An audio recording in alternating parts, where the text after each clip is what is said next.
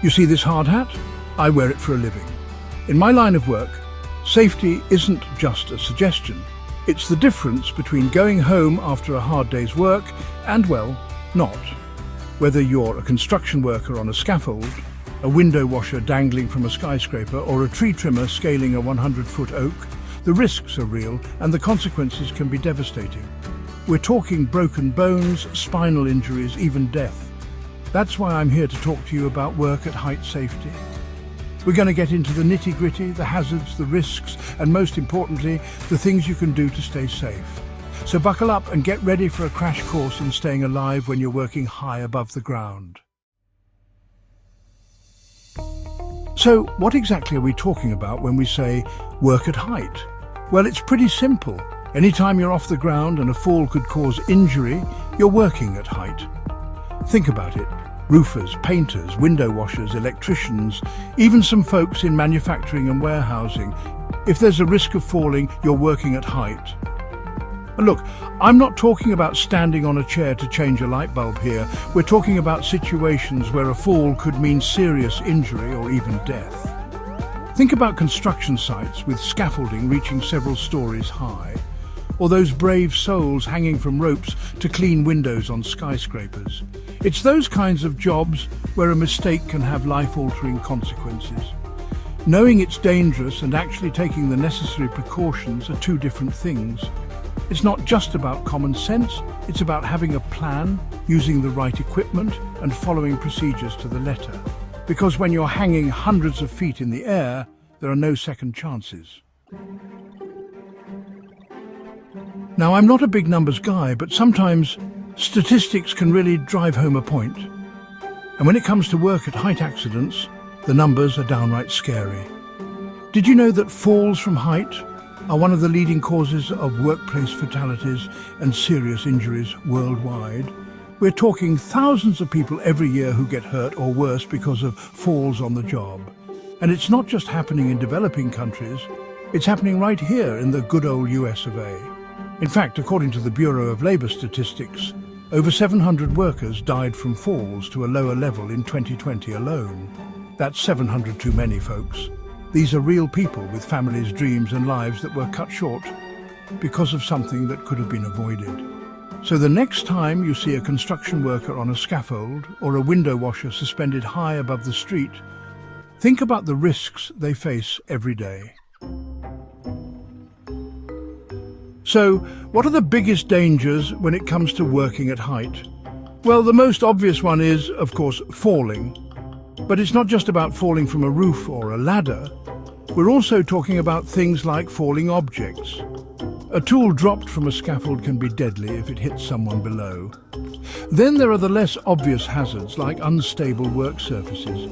Think about a roof with loose tiles or a scaffold that hasn't been properly inspected. One wrong step and you could be in big trouble. And let's not forget about environmental factors like wind, rain, or even extreme temperatures. These things can make a dangerous job even more treacherous. So it's important to be aware of both the physical and mental risks associated with working at height.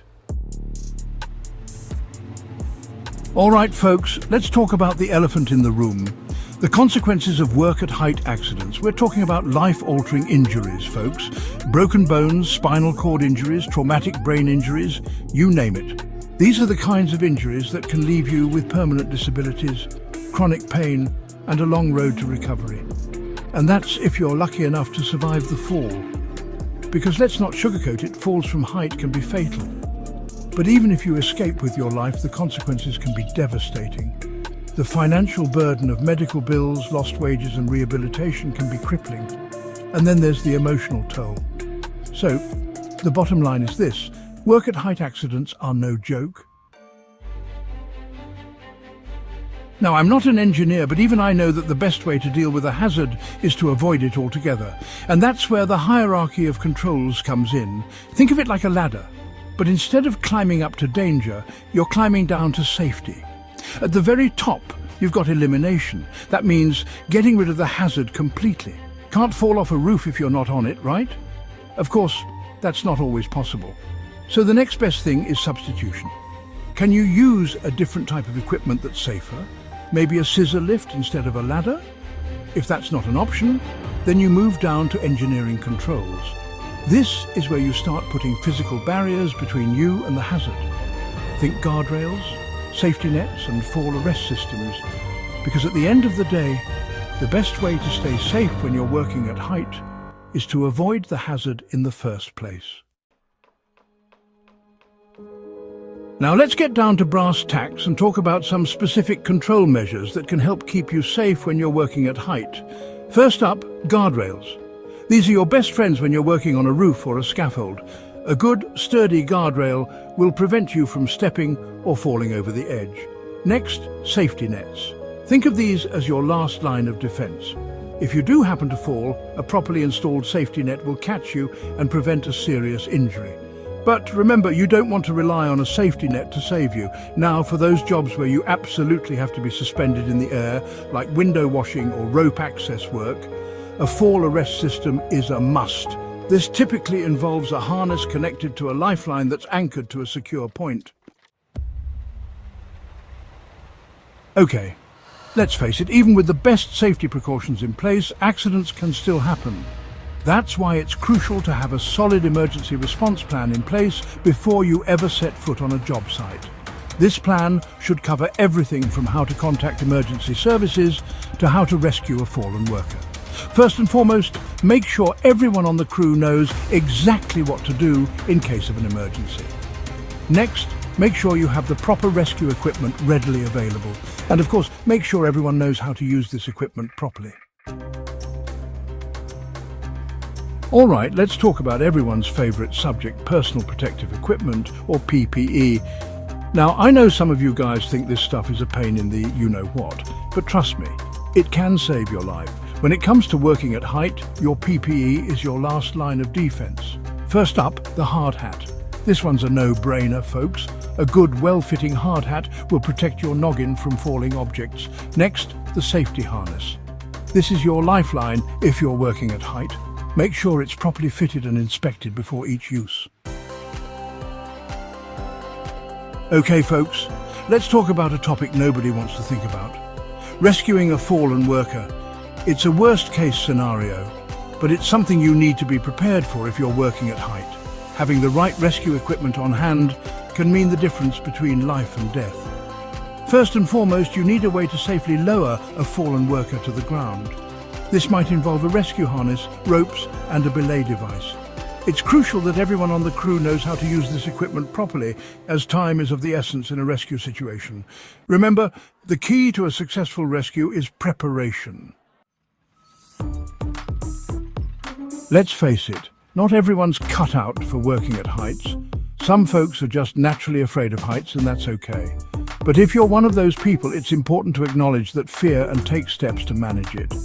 Because when you're dealing with heights, fear can be a dangerous distraction.